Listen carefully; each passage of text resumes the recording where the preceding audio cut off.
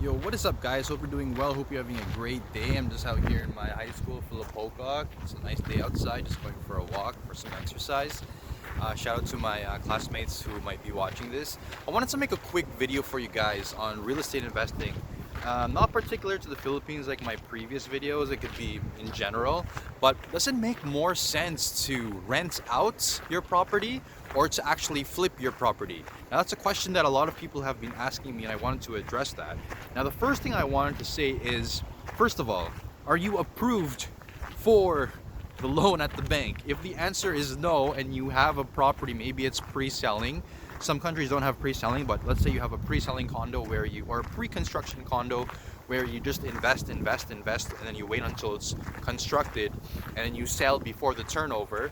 You want to make sure at least 6 months or 7 months or 1 year before you can at least get pre-approved for a loan, because if you're not pre-approved for a loan, then your only option is to pretty much resell it.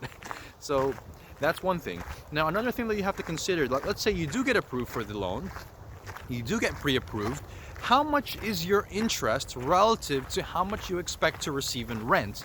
Because one thing that you have to consider, yes, you're getting cash flow, but how much interest is going to be accruing over the years? If the interest is actually a lot and your cash flow is just so little that it only pays up some of the interest, and it barely, it can, it takes a long time until you pay off your loan, it becomes really a bad investment after that, right? So also the amortization of the loan, is it 25 years? Because if it's 30 years, is it, I don't know, is it longer? Is it shorter? Because if it is longer, then you're going to be paying more in interest. And if you're paying more in interest, that means a lot of your money that's going to be getting into cash flow is actually going towards interest, not principal. Because remember, there's two things that go into the monthly payment. It's the principal and the interest, right? And let's say you are cash flowing. How long will it take you to actually get your money back relative to how much money you actually invested into the property? If it's a long time, then you really might want to consider, flipping instead of renting, or reselling instead of renting. Another thing that you can consider is the real estate agent's or broker's commission. When you do decide to flip, or if you decide to flip it. If you decide to flip it, how much is their commission? Is it 3%? Is it 4%? Is it 5%? So all these things need to be factored in. And I think a lot of people that go into real estate investing in the beginning, they neglect all these things. And then when they see their numbers, it's like, oh my goodness, I'm just making the bank richer. If you do get approved for a loan, I'm making the bank richer, and I'm actually, just I'm cash flowing the bank instead of cash flowing myself, for lack of a better explanation. But that's really what I wanted to say, is that, you got to factor all these things. Maybe it would help to create an Excel spreadsheet. How much are you paying in interest? How much is going towards principal? How long will it take me to get my money back on investment? All these things need to be factored in. And right now we are in a pandemic, so market rents aren't actually at market rent right now. It's actually below market value in a lot of places. I know in the Philippines it's down like 30 to 50% right now. So you really need to factor in all these things, is how much is your rent relative to how much you're actually paying back the loan? Because if the market rent is below the amortization of the loan, and then you're basically losing money every single month. So maybe it would make more sense, not financial advice, maybe you can rent it if you're stuck in the rat hole right now, because you can't flip it right now, because maybe there's not enough demand for the property. Maybe you can rent it if you're lucky enough to have a renter, and then after, in the future, you can potentially sell it for a higher market value.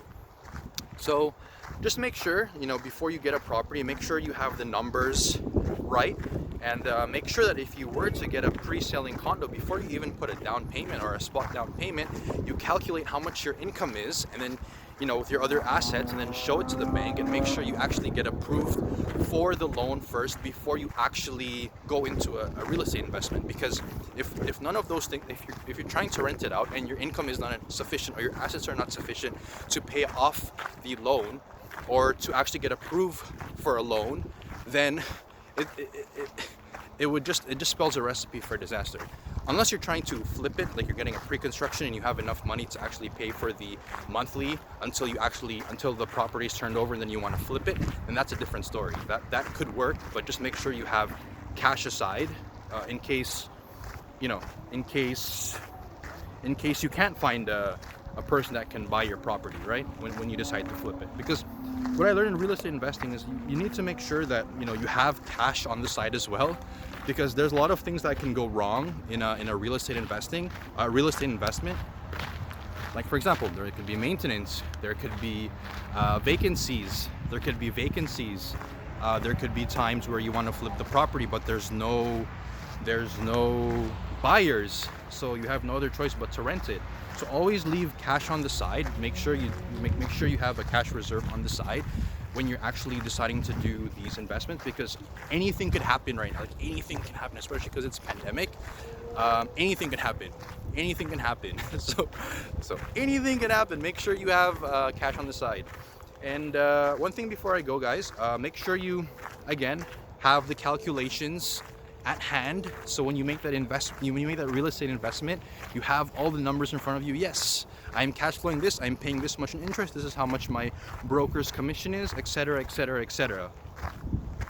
So yeah, and that's pretty much it. Just make sure that when you're doing your investment, you have all your numbers right, because if you don't have your numbers right and you're just throwing money, that's a recipe for disaster, right?